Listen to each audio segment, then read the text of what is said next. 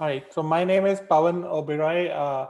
I'm part of the whiteboard.chat team. I have my colleague Sid with me. We also have some of our ambassadors here with me. So the primary purpose today is that we are going to go over the advanced features of whiteboard.chat. We hope that you're familiar with the basic features. We do alternate weeks of advanced and basic features. So if you haven't used whiteboard.chat or if you haven't seen whiteboard.chat, the basic webinar, you may get a little overwhelmed because there are so many teacher designed goodies in here. But again, if you have questions anytime during the webinar, please type them out on Zoom and my colleague Sid will read them out to me. We will finish our webinar at the top of the hour. Um, but we'll also stay back 30 more minutes if you want to interact with us or if you have questions on stuff we haven't covered during the webinar. Like I said, this is the agenda. We are going to have you live experience whiteboard with us as well. We'll probably create a group session where you can experience some of the newer features and play along with us, right? The And of course, we can do question and answers at any time. This is the main marquee feature behind whiteboard.chat, the ability to see students as they're progressing through their lesson and engage with them, for the teachers to join them and watch them and see where they're struggling, where they're doing well, what part they need help, and where um, they can interact with the students. You can also put the students in group boards, which I will show you today in this webinar. Uh, Whiteboard.chat keeps growing on its own through teachers' word of mouth. Mostly, we don't have any marketing, any sales really. So it's growing around the world. It's even being used in in-person classrooms, in hybrid settings. It's amazing to see how it's growing by itself.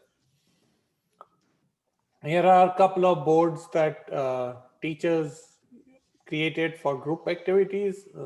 Basically, this is like a syllable shoots and ladders, right? Where you have game pieces, you have a spinner, and then you can play that uh, online with a small set of group kids. There's another one where you can use two spinners to do additions and then roll. Once you get your numbers, then you can use these tiles to cover the board on its own. We'll show you some of these things. How do you create them? How do you make them? And then the creativity is all coming from the teachers, not from us. And if you're not familiar with whiteboard.chat, it's a free tool that is completely made from suggestions from teachers from around the world, right? So keep emailing us your suggestions to feedback@whiteboard.chat or interact with us on our Facebook group, which is teachers using whiteboard.chat, where teachers help each other and they come up with such unique and awesome ideas that we just are in awe, and then we implement them, and then everybody benefits from it. And you can also follow us on Twitter or Instagram. We have our YouTube channel where we'll post this video along with, you can see other snippets of other older videos in there as well. That said, let me get started. This is whiteboard.chat. So we recommend that everybody, so it's a browser-based platform. It works on all devices really. There's no app to download, nothing to work on. But we recommend that for teaching, we use the teaching mode where even if you're collaborating or if you're doing small group lessons, the reason being that the teacher has more control in the teaching mode as opposed to the collaborating mode. The collaborating mode, everybody is an equal, so they have the same level of tools and privileges in the collaborating mode, which is not what you want, where kids can disrupt each other. So you always do start teaching mode, right? So you get into the whiteboard. So I'm going to cover some of the newer features. I'm not going to do the basic stuff. So let's do the latest one, which we just did, which is a a jigsaw creator. So we'll use, you just go to images.google, say Mars Perseverance, right? Let's just get a picture of this thing. We'll copy image, right? And then you can paste it on whiteboard.chat by just pressing Command V. It'll paste it online here. Uh, since this jigsaw requires some space on the right hand side, so what you do is that make the pieces go on to the right. So I'll shrink this a little bit so that I have space on the right, and then I just right click it to get into the select menu, right? And you can say make jigsaw, right? When you do that, it'll ask you how many pieces do you want, right? Let's say I want 9, right? And then at that moment it'll just create a jigsaw puzzle for me, right? And then you can move those, scramble them. You can manually scramble them around so that you don't know which one is which. Well, we are adults, maybe we do know, I don't know, right? So you can move them around in different places. We can add auto scramble to, somebody asked today for an auto scramble after they saw it, so we can add that in the future, but right now you have to manually scramble it. We make this smaller so that you have a idea of what is being built, right? And then we can move them over to the left a little bit, right? Now what I can do is I can create a group board. So I can create a group board from here. If I go to, so I can pre-create groups, right? So what we want to do is pre-create groups. So you go to the avatar menu here, you can say create group board, right? And now if you want to have multiple groups, how many people do we have? 45. So maybe we create 5 groups,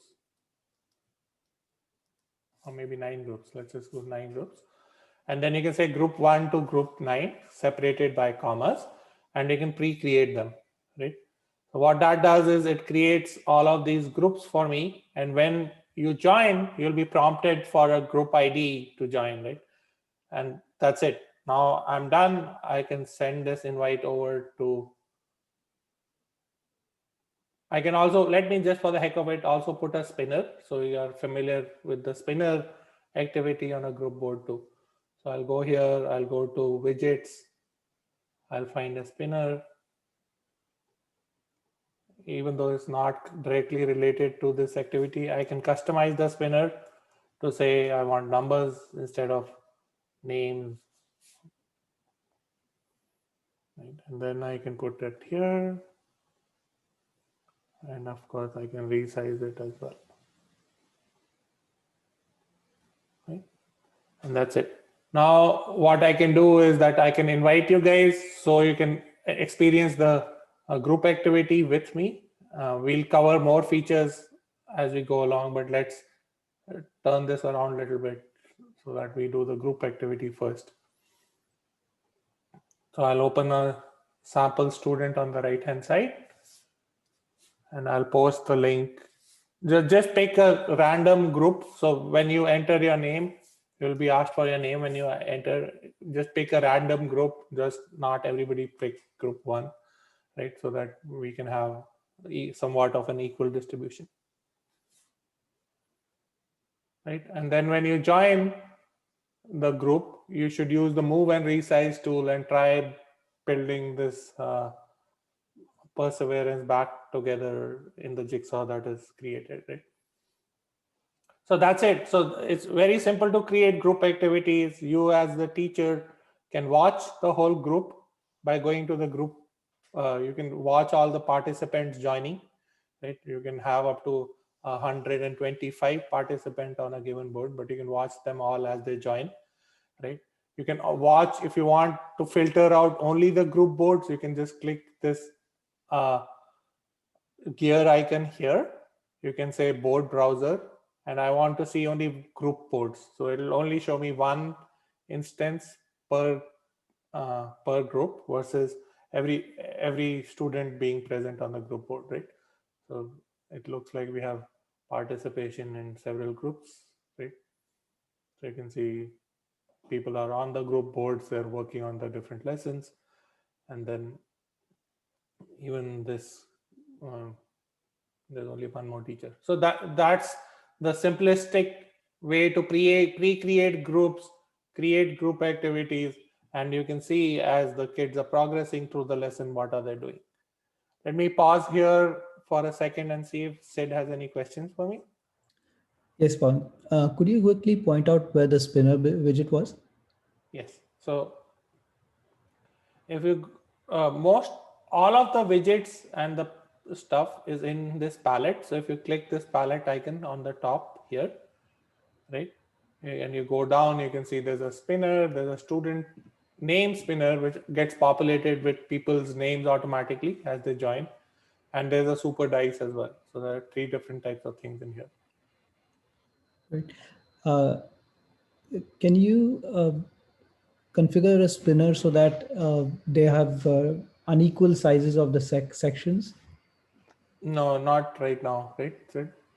Yeah, unless you can, so if you specify some options 2 times, then you might get some section, some of those as equal parts. So you can sort of make it work, but not quite exactly like you'd like it. But I think we'll take that as feedback and add it to our backlog. One very interesting question, Pawan, is that when you create the puzzle, do you need to mark the puzzle pieces as students can move, or are they already done that way? No, it's automatically does it. So the pieces are all marked as students can move, so they can just start using it. All you have to do is scramble it. That's it. And can you use any image to make such puzzles? Yeah, you can use any image. Any image you can upload and say make jigsaw. It'll ask you how many pieces, and then you can just change it. And then Could you show again where that make jigsaw option was? it's either if you use the select tool. So if you use the select tool from here, and you click one of the images, you'll see make jigsaw here. Or you can right click and get to the same menu too. Awesome. Let's see. Yeah, and can you copy and paste from any document? Yeah, if you use the snip tool, the OS snip tool, you can just copy paste into the document. All right. Okay. Yeah, keep going. Sorry, any other questions? No, keep going. All right.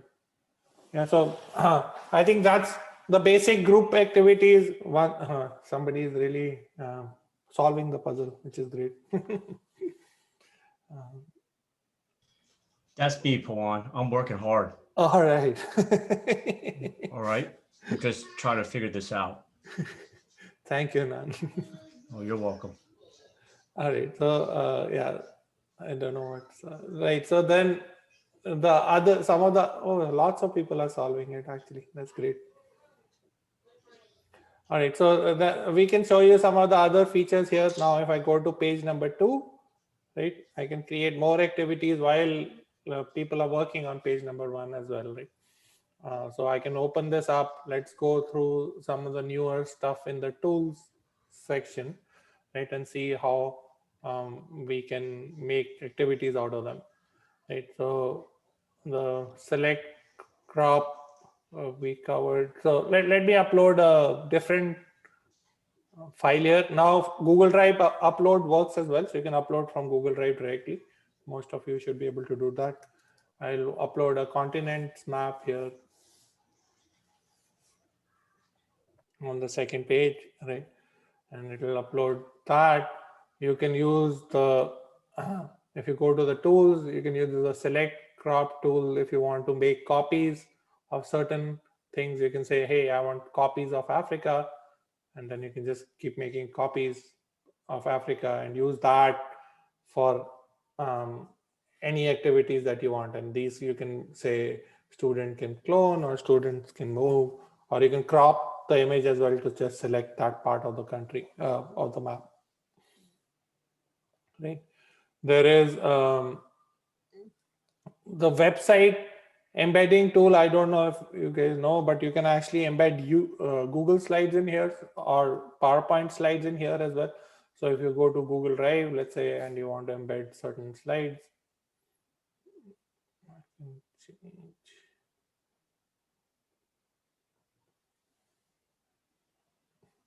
So let's say I want to use this slide deck. Super slow. Come on, come on.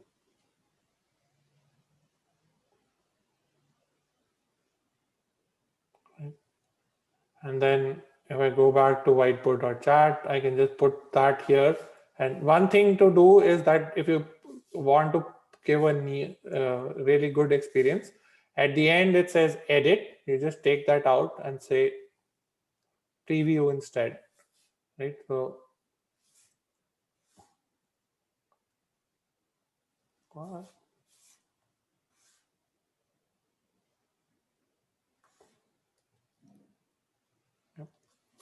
and then if you guys go to your second slide, you can see that the Google Slides are embedded in there, and then you can just play them right inside whiteboard.chat too. Right? You don't have to go outside the whiteboard to look at what is going on there, right? So that's super easy. There is the student signals we cover mostly. There is the tile factory. So let me show you the tile factory. The tile factory can be used to create multiple different types of tiles or manipulatives that are not part of the exercise that we have already, right? So you can create simple tiles, or you can create a sentence. This is a long line, right? Maybe just you can put colors also by putting a comma there. You can say students can close or students can move. You can say fix the size, and you can say create this, right? And then you can scramble this again, right? And then you can have the kids put it back together as a sentence, or anything you want to do with tiles, right? You can create tiles really easily with the tile factory. With the tile factory, you can also make cards, right? So you can, by default, if you want to make a card which has, let's say this is the back, and I can say students can move, right? So this, it'll create a card for me, right? I should lock that. Okay. So any PDFs that you want to put at the back and you don't want to accidentally move with your move and resize tool, you should just lock it so it stays put and it won't get accidentally selected as well, right? Then you can do cards which have a front and a back. So if you want to do, for example, a flash card, you can do it like this: 4 plus 4 is 8. You separate it out by a semicolon. 4 plus 2 is 6, right? Both the sides, and it will create two-sided cards. So you can see it created this, and then you can just flip them around as well, right? On the student side also, on the group boards you are on, you can also go to your page 2, and you can see all of these activities on page 2 as well. Right? There is instead of making cards, flash cards which have two sides, you can actually make matching cards as well, which are interesting. So there, these cards, again, if you scramble them around, if you pick the right choices, they will disappear, right? So if you pick the right choice in the front and the back, it will disappear. So the format is exactly the same. There's a front and a back, but if you click the matching card, so for example, the student clicks this one and this one, they will vanish. So you can make matching activities using the flashcards too. And this doesn't need to be numbers. It can be anything. It can be sentences. It can be digits. It can be anything that you would want it to be. Okay. We also recently added the ability to make sign language tiles as well. So you can, if you want to say, have a word or letters, right? You can say, and then it will make a sign language alphabets as well. So you can use those to create activities as well. I'll stop here for a second and see if there are questions, Sid. Yes, Pawan. What happens if you make the wrong matching cards? You can just delete them. Everything on whiteboard.chat, you can just use the eraser. So if you use the eraser, you can just delete them and they'll just go away. Is there a guide with instructions on how to create the tiles and cards? I don't think there is one. I'm not sure. Do you think you know? Sid? We need to put it together still. Okay, so yeah, there is a little bit of help here, but maybe we can put a little more information as to how to do the cards and tiles probably. Great. And could you show again, please, where you created the groups, the pre-creation of groups? Sure. So if you go to this avatar menu, there is this create group board. You click that. And then what I did was I just did pre-created groups. So you just comma separate the names of the groups that you want to pre-create and hit that. So when the kids join, they'll be asked for the name of the group that they belong to. You can do auto create groups as well. So after the students or the participants are in the class, you can say, I want groups of 5 to be created. So it'll randomly pick 5 people from the list and create multiple sets of those. Right, so that's what it does. Right. Can you show again, please, the cards that you can flip over to reveal one side or the other? Oh, how to create them? Yeah. Okay. Yeah. So if you can go here, again, you go to the tile factory, right? And then you can just select. So the one side of the card, and then the second side which need to be separated by a second semicolon. Right, and it can have anything on both sides of the semicolon, and then you can, that's the default card. So you can say make cards and it'll create those. I think I have too many cards on the screen right now. Yeah, I think a related question was, are these enabled with students can move? But I think you just answered that by showing the checkbox there. So you can. So Yeah, you have to manually set that. So you have to go to the, let me do it on a different screen. So you can go to the tile factory. You say A, B, C, D, E, F, Pawan, my name. Right, and then you can set either student can move or student can clone, and it'll do it for all the cards. Right, and don't select the matching cards if you want two-sided, and it'll create the cards for you. Right? And then to flip them, either use the kids. It's easier for the kids to flip them, but you can use the draw. The kids board. Yeah, it's easier for the kids to flip them around. And you can move them around too. It doesn't need to be here. Okay. Yeah.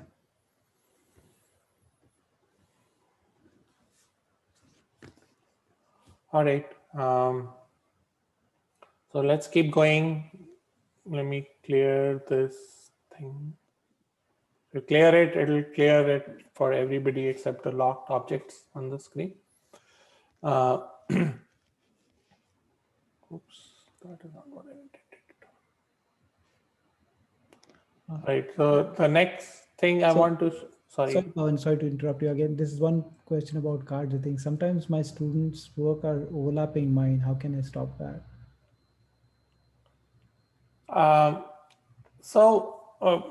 For the cards specifically or the tiles specifically, if you set them to students can move, you shouldn't move them around on your page because the students' copy will get moved when you move it on yours. It's best to create a student like this and an incognito window and use that to demonstrate to the kids. You can also create a dummy student from here, a demo student. Just click that, it'll open a demo student in another window of your browser as well. Use any of those two to demonstrate specifically for the cards, because if you set them to student can move or student can clone, it'll keep moving around if you move them on your screen. All right. I think the math editor. So I think there was a question on the registration about the math editor. I'll quickly show you, but we covered that in the basics webinar. So you can just pick the math editor, you can type equations, right?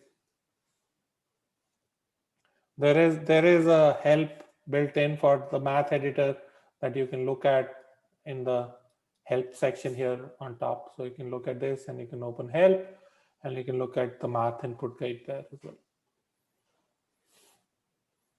Going back to the tools, let's see what else did we add. We have a form factory.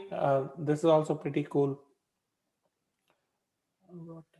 Okay, so we have a form factory in here.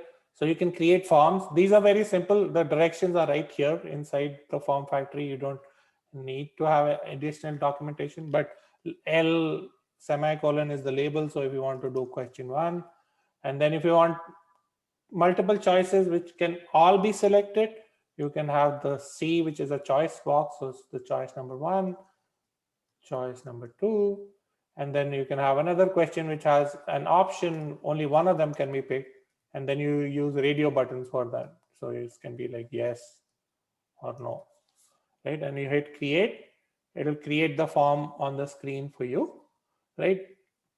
And let me clear this, right? And as a student, you can just pick the answers that you want and submit, right?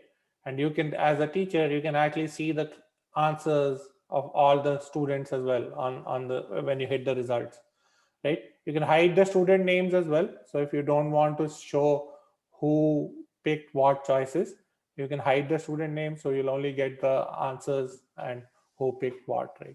So it's very easy to gauge what was going on. And you can do polls, you can do multiple choice answers, anything that you would want with the form factory.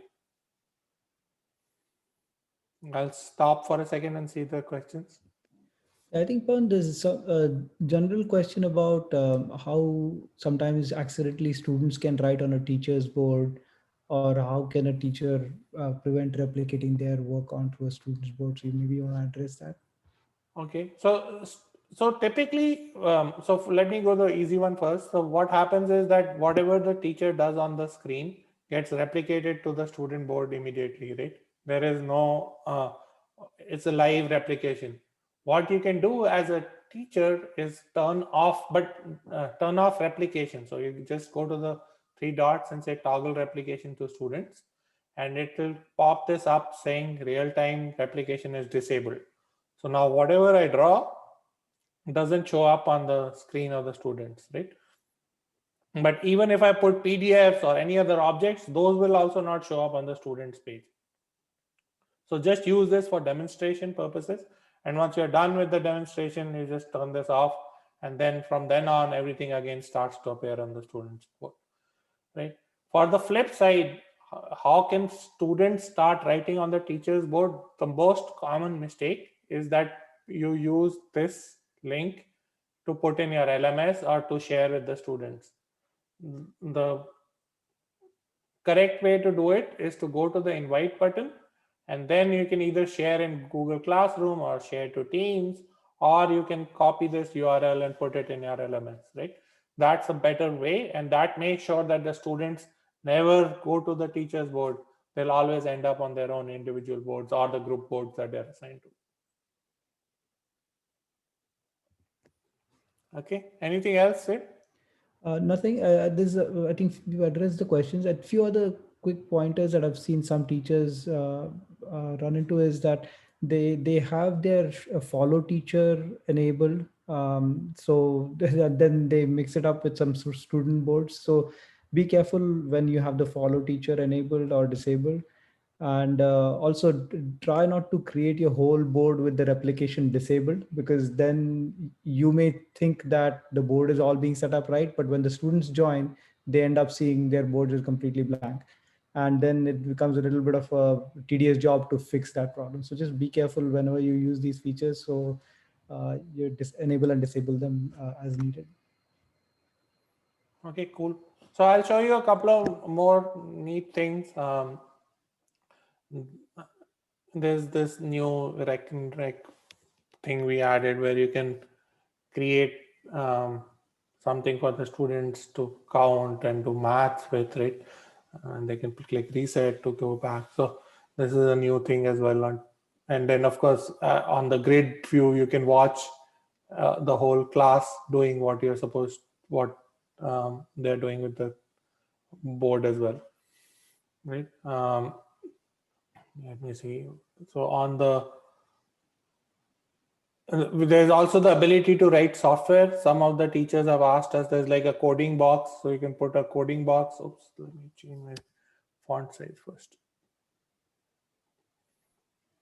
So you can put a coding box to write snippets of software, not like real software. So I can show you one small piece of code that you can put in here as a student. Right, and then you can run it. So you can have like robots being pulled out and they can do activities, and you can do even math programming. This is useful that if you want to write math formulas and do programming with it, that's also useful as well. Right. Then okay, let me cover the auto corrections and the drop zone thing. That's also new. Okay, so if you can use the you can use the text boxes to do auto corrections. So you can put a text box here and say add answers and points to this text box. You say this is worth 1 point and the right answer is ABC or DEF, right? You can separate them by semicolons. You can also set it to ignore special characters. So like percentage signs or dollar signs, if you're doing currency stuff, right? So I say these are the 2 possible correct answers to this problem. Right, I can then, what I can do is that I can also put a drop zone. So the drop zone is a similar thing as a text box, but it is for manipulators. So if I were to go to, let's say, currency or math manipulators, let's do math manipulator. You put a 100 block and a 10 block and a 1 block, right? And you can say, let's make that smaller, make that smaller, make that smaller, and say, let's say we wanted to create 112. So we can say students can clone this, students can clone this, students can clone this. And then the question is make 112, right? That's the question I want the kids to do. So what I can do then is that I can, to set up the right answer, I'll have to solve the problem myself. So I can just use the infinite cloner first to say the right answer is 1, 1, and 2. Right? And that's it. So this is the right answer. It doesn't matter where they put the manipulators as long as it is in the drop zone. Right? And then you can right click and say add answers and points. The answer is already there. So you don't need to add an answer. You just say this is worth 5 points. And that's it. And it'll take away the objects in there as well because you already specified the answer. Right? And now on the kid side, you can do 2 things. You can do now if the kids enter A, B, C, right? And then they can use the thing to put the manipulators in there. And let's say now as a teacher, you signal that you want to correct this board, this student's board. Well, this is now a group board. So that is tricky. So I can raise my hand, say I finished. And so now I can go here and say, maybe I'll do this on the student's individual board. Let me do that. So you can go back. The students have the ability to switch between the group board and the student's individual board as well. So they can just go to the avatar and say, go to my personal board instead. Right. And then I can do the same thing. I put this and this, ABC. And then I can say, instead of auto correct all boards, I can say open class boards. I can look for the student, this one, and say correct page number 3. So I put the page number here. I selected the student and say correct page number 3. Right. So you see that it corrected it, but this answer was wrong because it's 112, right? They just put 110, right?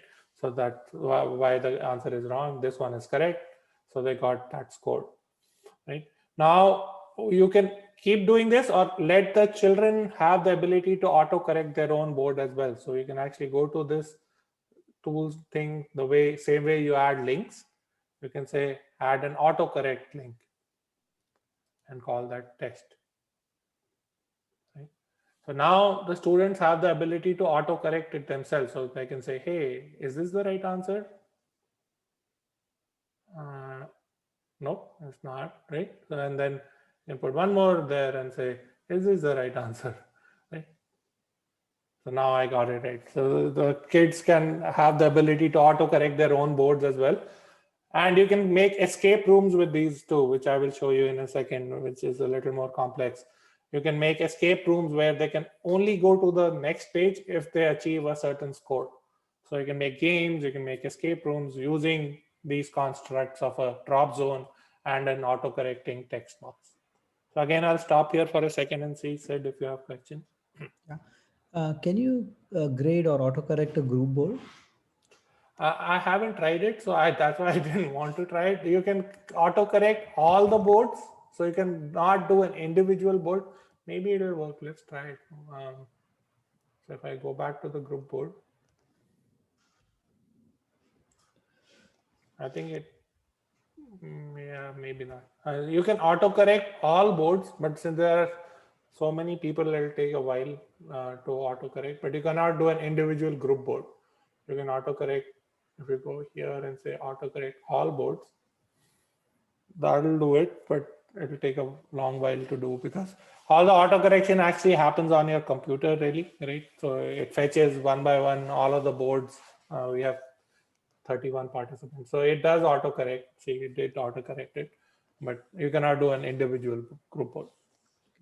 And with the drop zone, can you have multiple correct answers as well that you can specify? So for example, 112, you could potentially create them with slightly different manipulatives as well, right?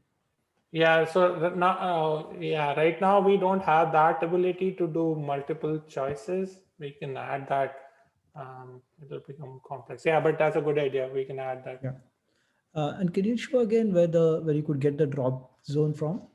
So it's in the tools. So if you go to the tools and then you scroll down all the way, it's the last element in the tool section. Right. And there was one question related to the forms, if I believe that during that time. Is there a way to export that information into a spreadsheet?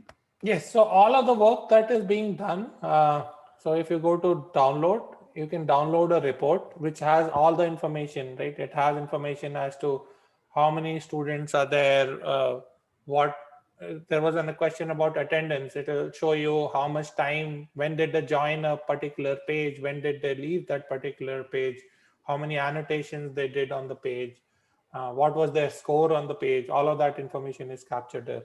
I don't think it captures the choices they made for the form, but we can add that if that's a good idea too. Is there a way to remove participants? Yes. So if you click the open class boards, if you want to take somebody out, you can just click the delete student icon, the trash icon next to them. It will take the student out as well as it will disable, delete their board as well. Great. And regarding the text boxes and autocorrect text boxes, it's a little difficult to reshape those boxes. Do you have any tips for that? So not really. So the text boxes, once they are set in a certain position, they cannot be resized. So it's kind of intentional, but you'll have to create a new one. That's the simplest way. We can look at how we can make the text boxes resizable, but at this point, it maintains the shape. Yeah, I think we've got up. Can keep going. Okay. All right. So I think so. Going back to the tools. So one other thing we added, because this is quite it becomes unwieldy and people wants to select their own favorite tools, you can just favorite a tool by clicking this heart next to it, and it'll go to the top of your list. And you can do that for things which are deep inside the menu as well. So if you really like the pink post-it notes, you can favorite that too. So it'll come up right in the top. So you can just use those tools which you use more often, and you can customize the menu to what you need versus what we think is needs to go on the menu on its own, right? And then if you want to unfavorite something, you can just click the heart again, and it'll go back to its original place where it was supposed to be. And I think we covered most of the tools. We covered all of the tools here. So I'll show you how you can create an escape room as well with the same two entities. So let's say, is there anything else we want to show today? Maybe not. So we did a grip board. Oh, I don't know if you guys tried the chat. So there is a chat built in to whiteboard.chat, right? You can say hi, and then each recipient, they can actually pick their language. So they can go here and say, pick my chat language, and it'll automatically translate the chat to the language that they picked, right? And then the good thing is that even if the kids are chatting or the participants are chatting in a group board, the teacher still gets a copy of that chat, right? So no matter where they are, each recipient can pick their own language and it'll translate it for them, as well as a copy goes to the teacher no matter where the kids are chatting. If they are not in a group activity, they cannot chat with each other, they can only chat with the teacher. But if they're in a group activity, they can chat with each other as well. There is a way to quickly call upon, this is still a work in progress. We still have to make some changes to it, but you can call upon a single student by clicking this phone icon, right? And I think the thing is that they need to be on the same page. Maybe that's why it doesn't work. So if I were to not go back to my board, right? So, and then, oh, there, I didn't show you that. Okay, so you can just quick click here. Make sure the kid has to be on the same page as the teacher to call them right now. So you just click this call button and they should get a notification. Maybe that's not working. Yeah, so we are seeing a server overload on one of our servers. Maybe we need to debug that and see what's happening. Anyway, okay, so forget that. The other thing I wanted to show was this. So if you go to your gear menu, you can enable speech to text as well, right? So you can actually enable speech to text. So now if any of you want to try it too, you can do two things. It'll do transcribing for you by default in the language that you pick, and you can set it to translate even to a different language, right? So if your kids don't speak English or something like that, they can do transcription of a spoken language as well as translation to a different language. So you can say, Mera naam Pawan hai. So it'll translate it as well as it'll transcribe in Hindi and then it'll translate it as well. So that's useful, and you can do that for any text really, right? You can also have whiteboard.chat read stuff in immersive reader as well. So any text objects that you put on the screen, like you can just say read in immersive reader, and that thing opens up in Microsoft's immersive reader, and you can have it read it out. You can have it color different nouns, grammar, read it out in different languages. That's also pretty useful, right? We can make it read faster or slower, right? Right, so that's also useful. Regarding the speech to text option, is there anything that you need to enable in terms of permissions on the browser to make it work? Because some teachers have reported that when you click on the microphone, nothing happens. Yeah, so you have to. So when you join for when you try it for the first time, let me close this incognito browser and try it again. Uh,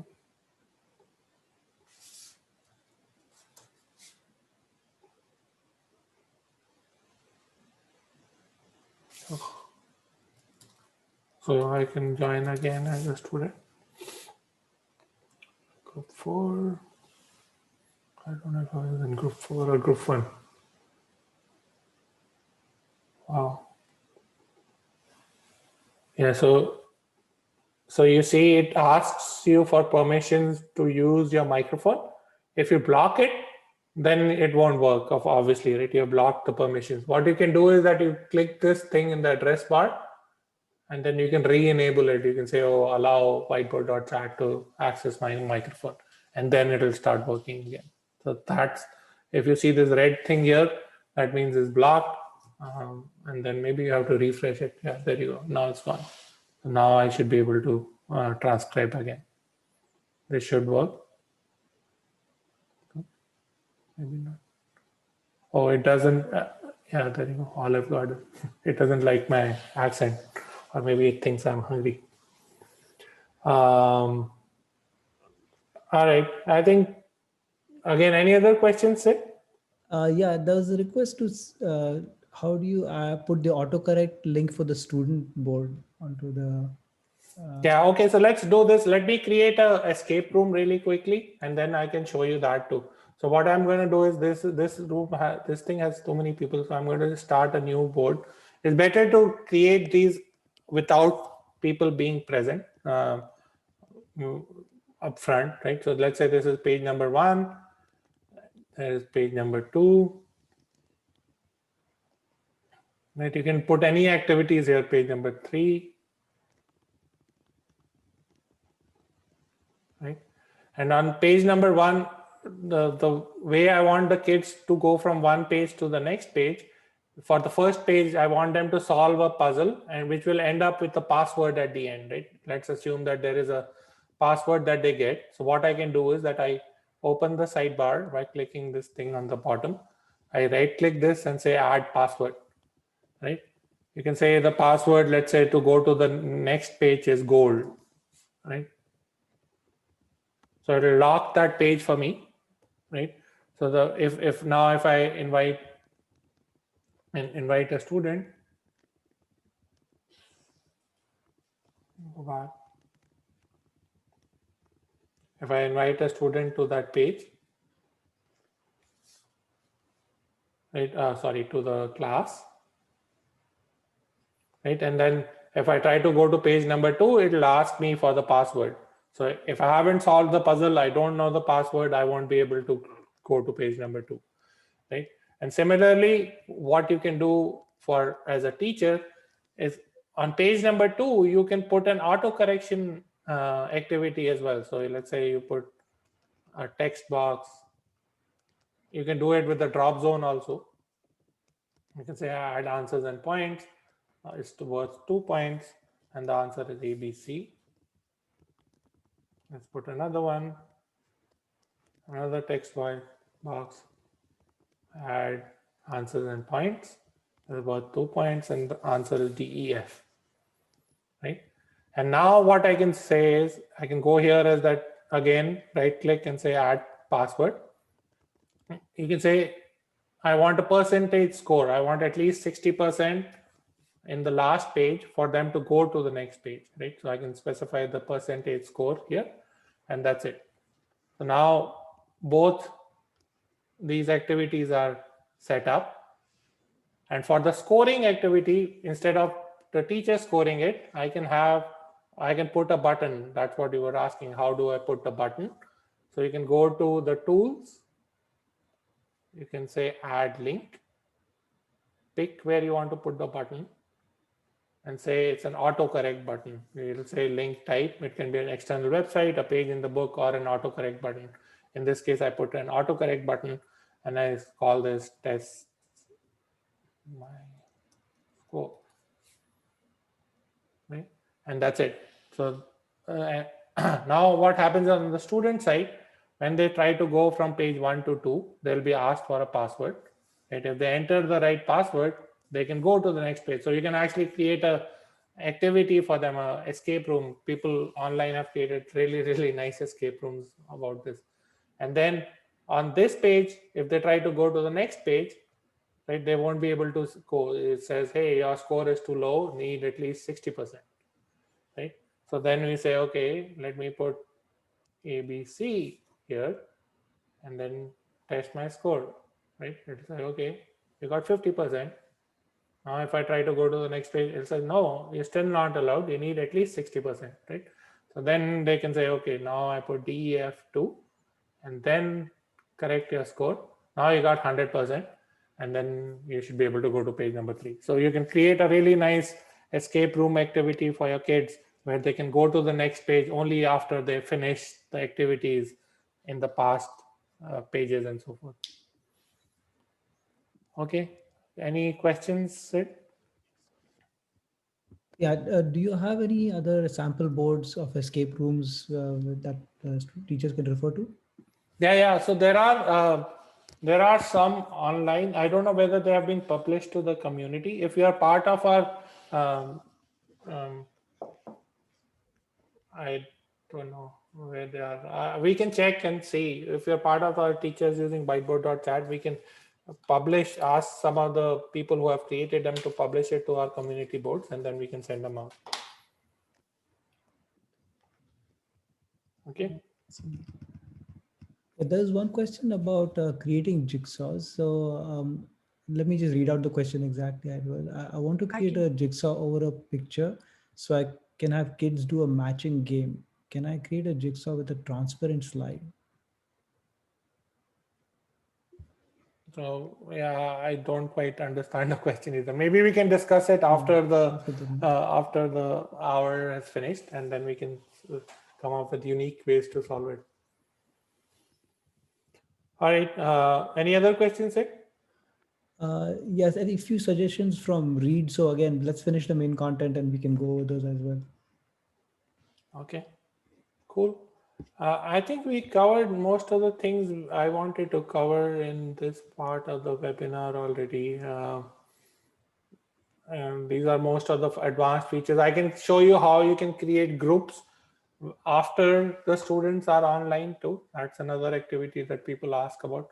So if you click this avatar menu again, if you click the group board, now if you want to auto create groups, let's say there are only 2 people in this thing, you can say, I want 2 participants in each group, and I'll just hit create auto create groups, and it'll just create 1 group because that's all it needs, and it'll put the student in the group board automatically. Right. So if you add multiple students, they can be put in their group boards automatically. But this is the easiest way to quickly do a group activity on a given page and then send them back to their individual work after you're done with this activity. You can set the follow teacher on as well so that they cannot change pages on the group board, but this is a quick way to set the people to go to a group activity really quickly. There's a question about the community board. So is there a page of sample whiteboards to use or modify for free? Yeah. So if you go to manage boards here, right, again, this is something we cover in our basics webinar, but you can see all of your work gets saved here automatically. Whatever work that you were doing is get saved here. And there's also a link to the community board. So you can see the community boards here. You can see all of from all over the world, people have contributed their work for free. So you can look at different grade levels, different subjects, right? So you can look at how people use it. Some of them are really cool boards, which are quite unique. Actually, most of them are very nice. And can I allow a student to write on my board, or how can I display a student's board for the class? Okay, so you can showcase students' work. So if somebody is doing a really good job, you can, let's say I'm looking at a student's work and this student is doing a really good job. You can showcase this board to everybody else in the class by hitting that. So it'll update everybody to that student's work. You can also showcase multiple students, but I don't have multiple students. But let me open another browser so I can add another student into this class too. You can if you want to compare and contrast students' work. So it opened a browser here. So this is the second student's work, right? This is student number 2. This is student number 1. Right. So now if I want to compare and contrast, you can pick this first student that you want to showcase. Be in single one. You can see that it is showcasing the student's work. And then I think I deleted my board.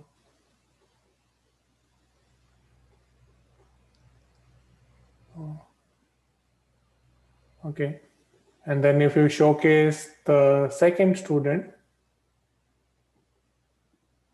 it'll open a window which has 2 students. So you can compare and contrast students' work as well. And this is anonymous. You don't know which student this board belongs to unless you want to talk about it. Okay. Anything else?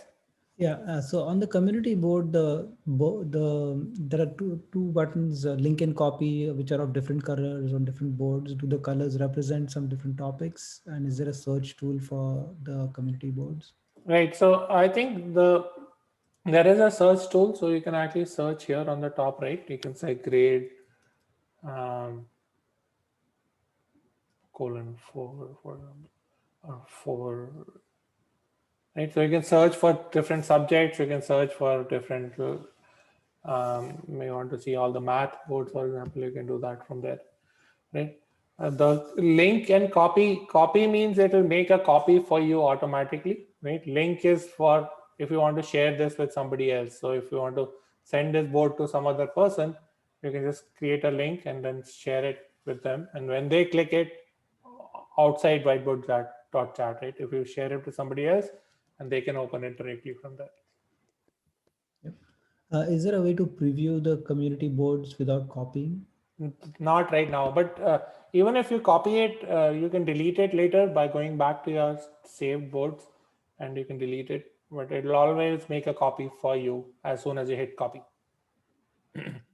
And if you delete a group board, does it send everybody back to the individual boards? Yes. So if you are done with a group activity and you delete the group board, it will send everybody back to their individual work that they were doing. Yeah, I think we've got a few suggestions for the manage boards page, so we could talk about that after. I think the questions are pretty much done. Okay, I think we are pretty much done with this webinar too. So what I'm going to do is I'm going to stop the recording. First of all, I wanted to thank all of you guys to come here, spend your valuable time with us, right? And then we can continue talking about some of the suggestions, some of the feedback, whatever else that you would want to discuss with us.